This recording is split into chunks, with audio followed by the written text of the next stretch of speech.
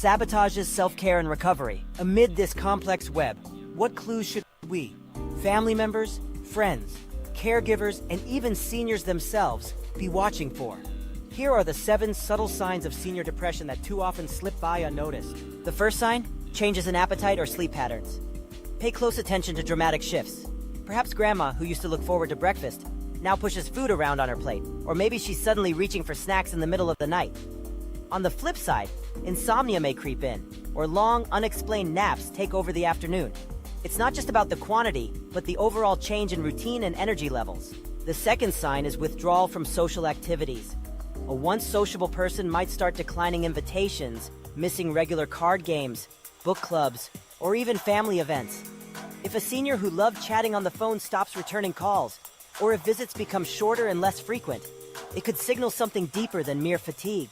The third sign, a lack of interest or pleasure in things that once brought joy. Perhaps the garden that once bloomed under their care goes untended, or books remain untouched, dust gathering on the shelves. When favorite pastimes lose their spark, depression might have quietly taken root. The fourth sign involves feelings of hopelessness or helplessness. Listen closely to what's said. Remarks like, "I'm just a burden," "It doesn't matter anymore," or "I don't see the point," are red flags. Seniors may not use the word depressed, but expressions of deep despair, worthlessness, or resignation are clear indicators that emotional well-being is at risk. Fifth, pay attention to an uptick in physical complaints. Depression does not always present as overt sadness. Instead, it might whisper through recurrent headaches, stomach pain, digestive issues, or vague discomforts with no obvious cause. These aches aren't imaginary. They're a genuine part of the depression experience and often go untreated. Sixth, confusion or difficulty concentrating. If making decisions has become a struggle or everyday tasks appear overwhelming, depression might be clouding thought processes. Seniors may forget appointments, misplace belongings, or repeat themselves more often. These symptoms can resemble dementia, making it critical to seek a comprehensive evaluation. Seventh, notice any unusual irritability or mood swings. Perhaps a gentle grandfather now snaps at loved ones or grows easily frustrated at minor setbacks. Mood shifts are frequently misunderstood as grumpiness or senior moments, but beneath the surface, they may speak to an emotional imbalance crying out for attention. These 7 signs are often brushed aside, easily mistaken for normal reactions to aging. But recognizing them is the first step to breaking through the misconceptions surrounding senior depression, a step that can quite literally save lives. Imagine Mary's story, an 82-year-old woman whose world seemed to shrink after her husband's passing.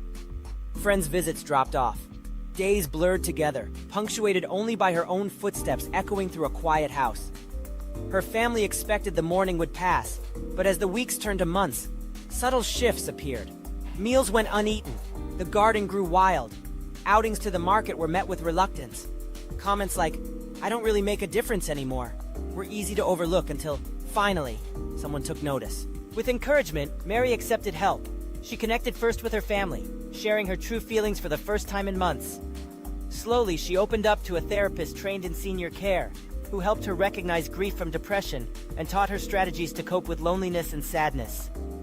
Attending a local senior support group offered her new friendships and a sense of community. Medication, prescribed thoughtfully and monitored carefully, helped smooth the roughest edges. As her world expanded once more, new joys emerged. Volunteering at a local animal shelter filled her days with purpose. The garden, once wild and untended, bloomed again under her hands. Mary's journey reminds us that depression is not the end of the story.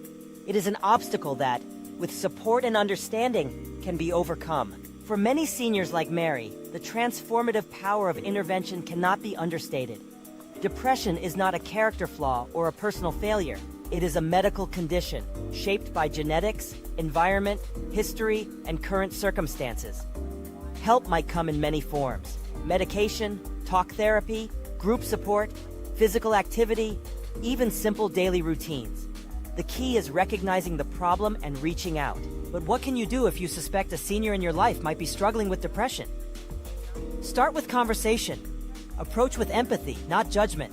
Instead of asking, "Are you depressed?"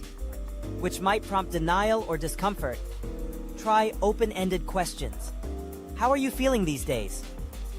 Or, I've noticed you're not as engaged in our Sunday dinners. Can you tell me how you're doing? Listen deeply and be patient, remembering that the stigma around mental health runs deep, especially